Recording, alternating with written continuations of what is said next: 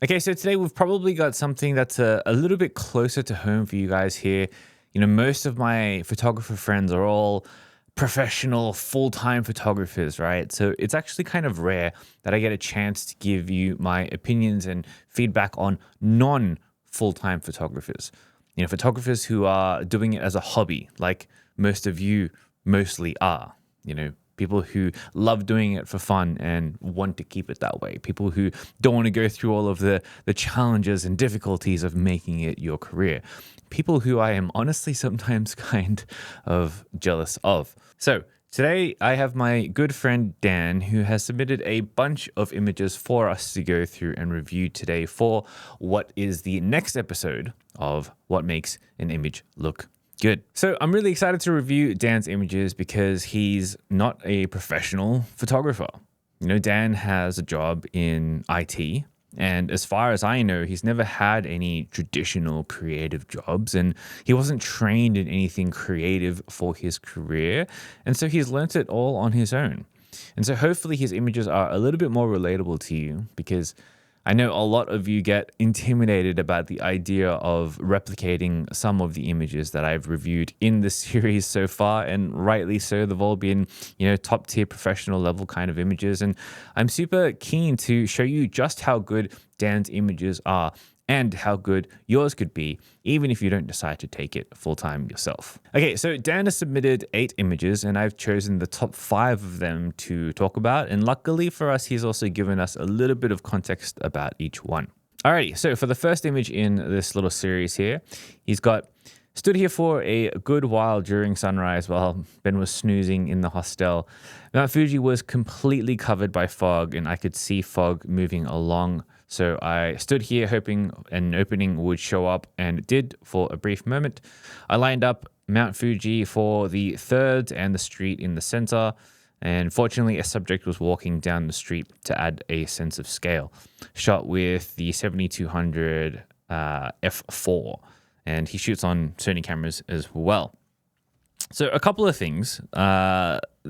This image I want to talk about not only the techniques that he's used, and obviously why it's successful, but I also want to talk about the trials and tribulations of being a quote unquote landscape photographer. So when it comes to landscape shots, you know, you need to be in it to win it. And that means you need to wake up early, even if early means 6 a.m. during the wintertime like this might be, or 4 a.m. during the summertime like it is right now. You need to be in it to win it, and you're never going to get the best possible light if you don't sacrifice, in this instance, a little bit of sleep if you're not an early riser.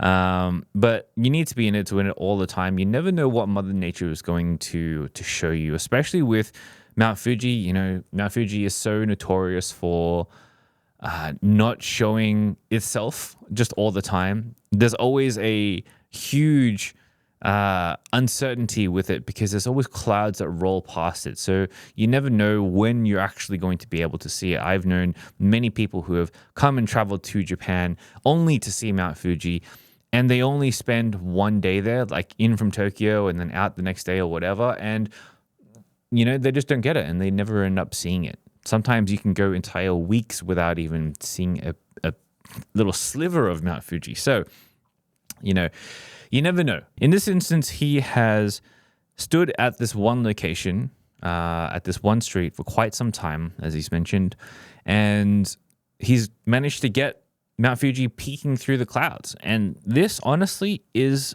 enough.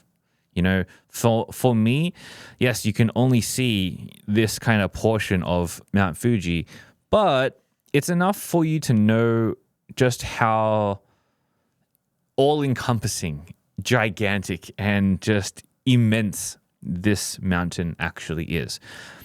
And you can tell that because he's used scale. You can see that down here, he's got a little person.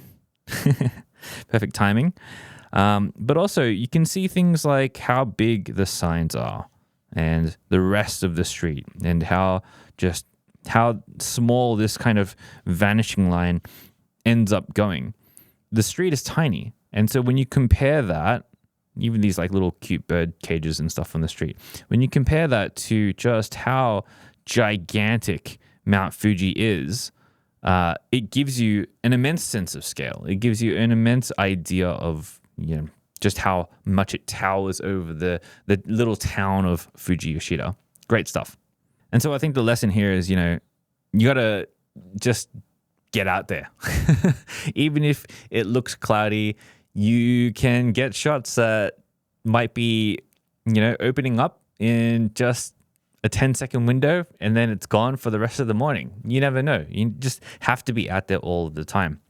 Another thing I wanted to talk about is this is actually a street in Fuji Yoshida that is parallel to the very now famous Honcho Street shot that I took ages and ages ago. And it's a lesson in exploration, right?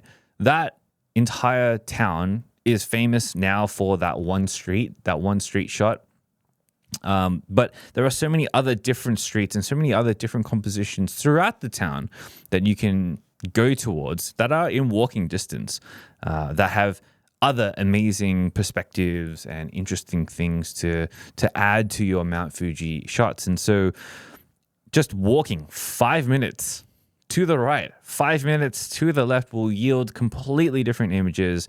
And so this is a reminder to you that if you go to a location and you are as a tourist and you're visiting a very popular location, sure, go and take the shot. Absolutely. Go get your version of the most famous shot there. Everyone needs to do it. But as soon as you've done that, go and explore elsewhere. Go and try different compositions. Go and try and find different locations. Oftentimes, especially in, Japan, especially of the places that I visited to, there is always more than one singular famous shot or like composition that looks good at a location. So go and explore. You might just get something that looks as good as this. So in terms of visual patterns, we've got a couple of things. One thing that stands out to me immediately versus the other types of shots that you can get from this area is actually this huge kind of pole in just off center. This for me, actually, sure, some people might look at this and be like, oh, this is distracting, blah, blah, blah.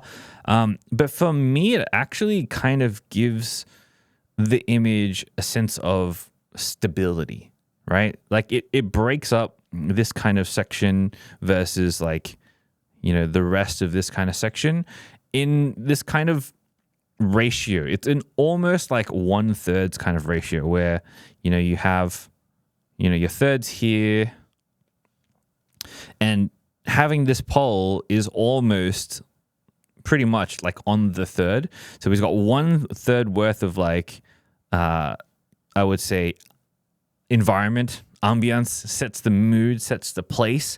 And then the rest of this portion up here is all, positive space. It's the Mount Fuji. It's the thing that you're trying to look at. And so proportionally, I think while some people, again, might consider that pole to be distracting, I think it's actually quite, it anchors the image in a way. Other visual patterns he's got on here, we've already talked about the scale thing. So the person down the bottom is this big. The Fuji up the top is this big. It is very gigantic contrasts in terms of scale and proportion. He's also got some leading lines of the street. It looks like he stood in what seems to be like the right track of the street, and all of these kind of lines lead up into the mans here down the bottom. Additionally, I like the grade as well. So it is snow, which is most commonly associated with the color blue. Blue is a cold color, and so having more blue when there is more snow around in your image gives off the feel and the vibe of it being cold. So I like that he has included a lot of blue here. Some people might have shied away from adding so much color in the sky, but I think it works really well. And then all of the snow in the bottom here looks pretty good, maybe a little touch bit too blown out for some of the texture here, but it's mostly bokeh, so it doesn't really matter. But I do like that it's quite a bright snow. It's not dark and, brought down. I think snow, personal opinion, I think snow should be quite white and not gray. A lot of people shoot snow and make it look gray just to like protect the highlights or whatever. But I think that's one of the things where it should be white, because snow, people often commonly associate that with being, a very pure white.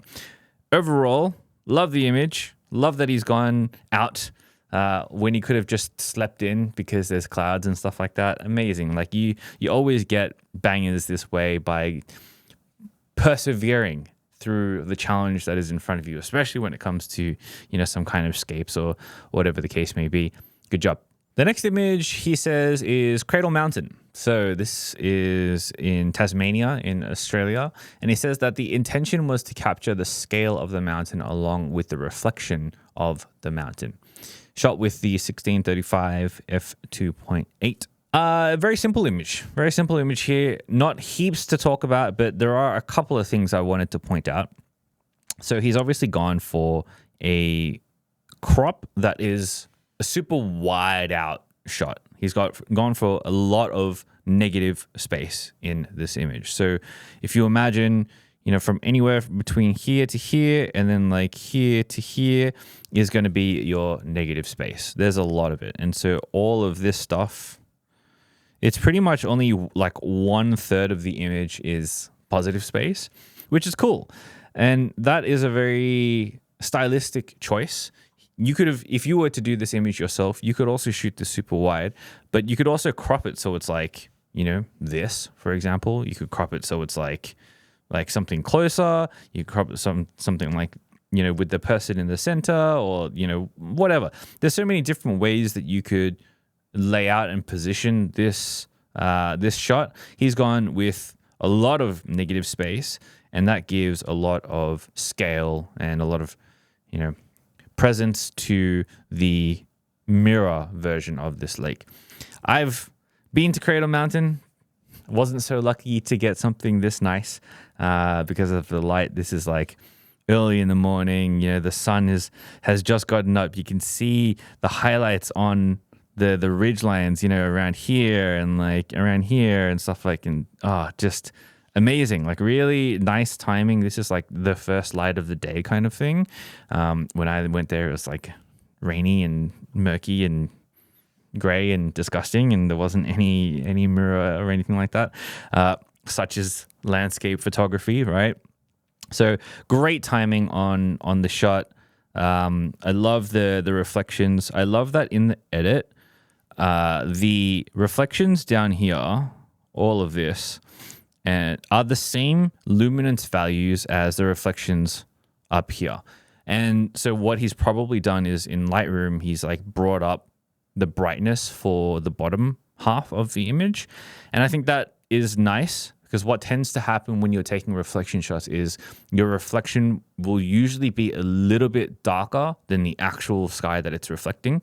And so bringing this up in the bottom just gives that punch and that realism to it being a mirror image. So I like that he's done that in this instance. One thing that is classic, a very classic landscape photography kind of technique. If you are ever putting people in your images, always give them a fluoro-colored raincoat or make sure they're wearing really bright colors that stand out from the background, because they pop. This yellow it absolutely pops. It's not the same color as the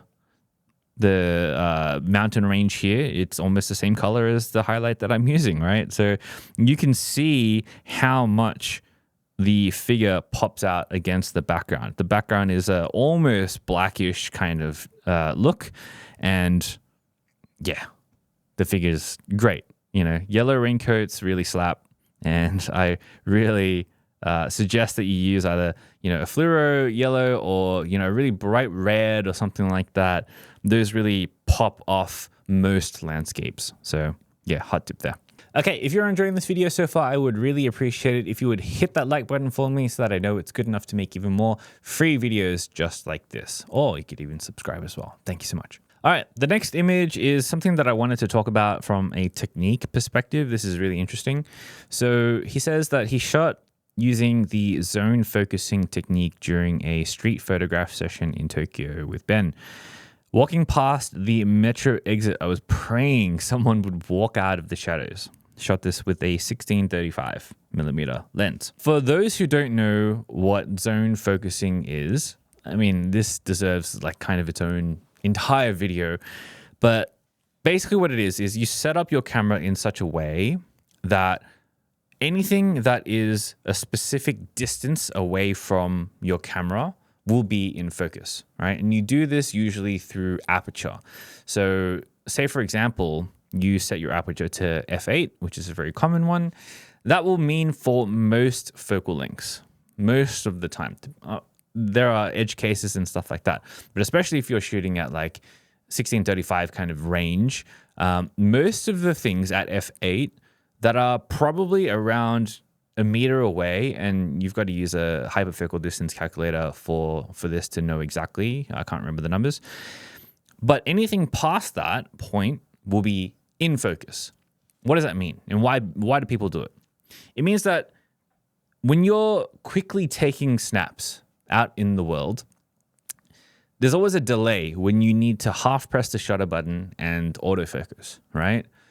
But if you've got your zone set, that means the camera doesn't need to autofocus. That means you can just go shoop, ching, ching, ching, ching, provided that your shutter speed is fast enough. You can just whip off shots, boom, boom, boom, boom, boom, boom, boom, and they're all going to be sharp. They're all going to be in focus. You know, so if people set up, and on a day like this, you know, it's sunny, there's plenty of light, as you can see. If you're using 1/1000 shutter speed and f8 because it's like the middle of the day, you can literally just go bang, bang, bang, bang, bang in that speed, and every single one of those shots is going to be in focus outside, right? So that's the power of doing something like zone focusing. You know, autofocus, especially on modern bodies these days, is pretty good. So it's not that slow. Of course, it's slower than just, you know, reeling off 30 frames a second when you're panning or whatever. But it's fast enough, but it's still fun to practice the technique. This is a very old street photography technique back when, you know, manual focus lenses were the thing. There was no such thing as autofocus lenses. And so, you know, a lot of street photographers would go out f8 and be there. That's where the original saying comes from. And so, you know, this is a great technique to practice if you don't care about depth of field, if you don't care about getting the sharpest thing possible, but you just want the composition. You're looking for the composition. You're looking for the things that are interesting in the image, right? Then zone focusing is a great way to go about it, and still a very, very fun way to shoot as well. Highly recommended to go and at least try it once or twice for yourself. I think it's really fun. It does get a little bit harder when you're shooting at longer focal lengths, like say 40, 50, 60, 85, etc., etc. But at these shorter focal lengths, they're definitely, you know, very, very fun. So enough about zone focusing. Let me get into the patterns here, because there's quite a lot. So what I find really interesting is where your eyes go in this image in terms of discovery and the journey that it kind of takes you on, right? So when you look at this image, first and foremost, for me, as always, the brightest portions of the image are the things that really draw attention to your eye first and foremost. For me, that is this highlight streak of light on the left. And so where my eyes immediately go is to this streak of light. Then the other highlighted portion is these two fellows here. And so what's happening is, you know, they're wearing black suits, and they've just come out of the metro like this way, right? And the sunlight, this sunlight over here, has kind of just brushed this person's head. It hasn't yet reached the body, right? Which is why the rest of the body just falls off into black. And I think, as a little side note here, he's controlled the blacks really well and like kind of removed all the detail from it so that you can only see this figure's head. But you can tell that the light has just hit this figure's head and just illuminated him just enough. And so after you initially kind of see this bit, your eye is immediately drawn this way, and you realize, oh, there's two guys in the middle here. This is interesting. And he's caught it at the very like precise, perfect moment to show the angel lighting in this person's hair. Not quite for this person, but most certainly for this person. And I think the timing of that is such a really cool moment, such a slice of life that he's managed to get in this image. And when you're shooting this kind of image, you know, most people, unless they're just walking by and then just going whoosh, and then taking the photo, would camp here really and just hope that their autofocus works. But in this instance, especially with the zone focusing technique, this is where it's so powerful to be able to just see a moment that happens in a fraction of a second and then just quickly go boom and take it. You can also tell, you know, he's using a very, very large aperture because the stuff in the background is very in focus still, pretty much.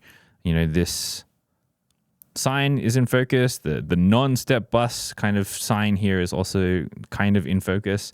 And so he's using a very, very small aperture to be able to capture this. And yeah, I think it's a nice little moment in time. I like the image. I think it's great. I think it makes you feel very like everyday morning salary man coming out of the metro because he's drudging his way into work and that kind of vibe. So yeah, really, really like it. All right, so then on to the next one. He says that the idea behind this shot was to bokeh the Osaka Castle around the framing of the beautiful sakura petals in focus. In hindsight, I would have liked to have as much of the sakura petals in focus as possible. I wanted the viewer to create their own imagination behind the photo. This was from his first trip to Japan, when I took him around Japan and showed him around. And he says that this photo was shot with the 35mm f1.4. And I remember this location and this shot like it was yesterday. You know, this is one of my favorite sakura shots, just because it was one of the shots that this like very exact location and this exact way that it was framed, next year got cut down and didn't look the same and all that kind of stuff. So all of these types of shots, I feel a very strong connection to, because yeah, you just can't get them again. So if you've seen my work, you've probably seen something like this from this exact shoot before. So this is his version of it. And I think it's really interesting to see, two photographers' different approaches to the same moment in time. I'll overlay some of my shots so that you can see the differences in how we approach different things and how we framed it differently. But I think it's really interesting that he decided to go with a focus on the petals rather than on the castle itself. For some people, they know a lot about Osaka Castle and exactly what it looks like. Some people like the beauty of the petals just in general. And, I see so many like older Japanese people during, cherry blossom time with like the most gigantic telephoto lenses zooming in on just like a single stack of cluster of petals and just like fully enjoying the moment of like shooting these singular flowers. And it's just the most like, precious thing. I really enjoy that. But yeah, people love sakura petals. I think what he's done here is really nice, leaving sakura to tell the story here, and then you as the viewer kind of in your imagination filling in the details of what what Osaka Castle ends up looking like. So yeah, I love the attention to detail of the blossoms here. They look really nice. I think I would agree with him in saying that perhaps a few more of the petals in focus would have been nice. This is one of the perils of always shooting wide open, especially when you get into the rhythm of, always f1.4. F1.4, all the things, all the time, always. That's me. But when it comes to moments like this, it's like, maybe f2.8, f4, f5.6 would have been better, so that these in the background here and then these in the background here could have been more in focus, so that you would have been able to see a little bit more of it. But regardless, the f1.4 gives a dreamy morning feel, which is exactly what's going on here. What I do like is his placement of Osaka Castle, in that it's still very well framed. So the big branches here, this one especially, and then this one here as well. So from about here to about here, it almost creates a box, right? It's almost a square, and then if you tilt it, then could almost look like a diamond kind of shape. And that framing works really well with the triangular nature of the castle. And so you end up with all of these different shapes within shapes that look really aesthetic, look very interesting. And I love to do this, and I did this when I was shooting this location as well. But playing on this outer edge with your outer box of the frame is really interesting. And then I also had one where playing on this side, I had a branch coming this way, and kind of framing and making the shapes complementary to each other, I think is a very interesting thing. But yeah, there's definitely a nice framing going on here as well.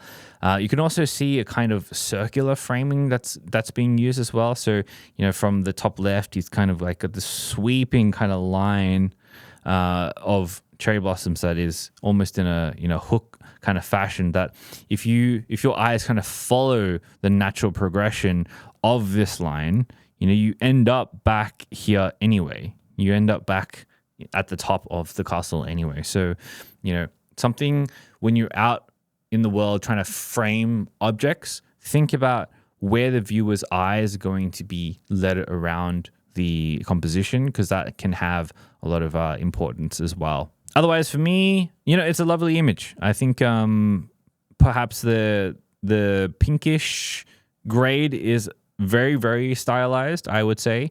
To each their own in terms of taste and color profile. But I love the techniques when it comes to the framing and where the eyes go, and not having the castle in focus where everyone else's shots would have had the castle in focus.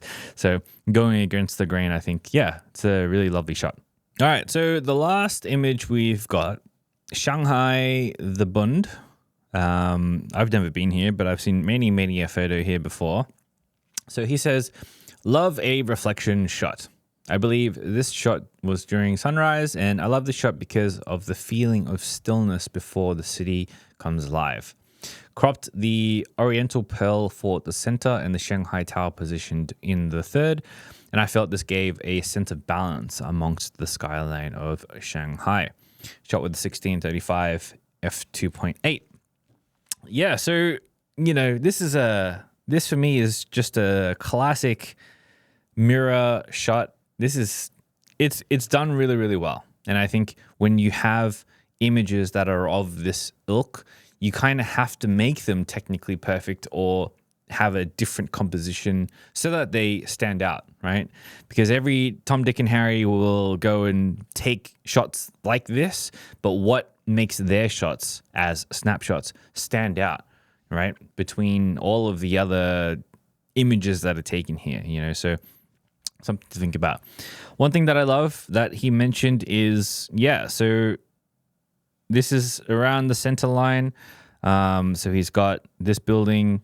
It's very interesting. Like, how do buildings get like this? It's a circle. It's crazy. Anyway, in the middle, nicely aligned. He has also said that he managed to get this building as like a kind of third. Yeah, I can't draw straight lines. It's hard. And so it's aligned very well. He's also managed to align the vertical center here as well. So he split the reflection in two. Similar to the Cradle Mountain shot, if you were to do the shot yourself, you can, compose it in a myriad of different ways. Again, so just as an example, he's gone for the very small city sprawling skyline look where he shot it super wide and you can see just how much, of the city is taken up in focus here. And then all of this gigantic negative space to really give a sense of grandness and vastness to the image. But you can also do something like this where you are zooming in a lot further and the only negative space is kind of like, this area or like this area, whatever. And then all of this is positive space. And for some people, you can approach this in the way of like, oh, I want something that shows off the details of the city. Here you can start to see the texture of the buildings and then the shape and, all the intricate details that you kind of lose when you're shooting something that's so far deep into the horizon.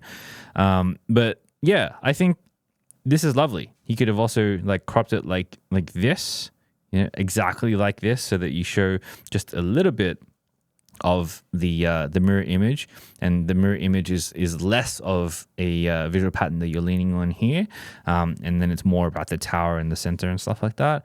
You go out a little bit further. You could also leave it like this, or you could you crop it like this. I've seen people that have gone completely like 180 and giving you kind of like this, but flipped it upside down, and especially in like super still reflections, and then you kind of go, something's not quite right here. And then you realize, this thing's flipped upside down. And so that, stops you in your tracks and like really causes you to pause and think and realize what's going on. So, again, there are a myriad of ways that you could do this type of shot. And I think he's done it really well. One thing that I will say is that this area where the sun is behind this tower here, I think it's a little bit blown out for me.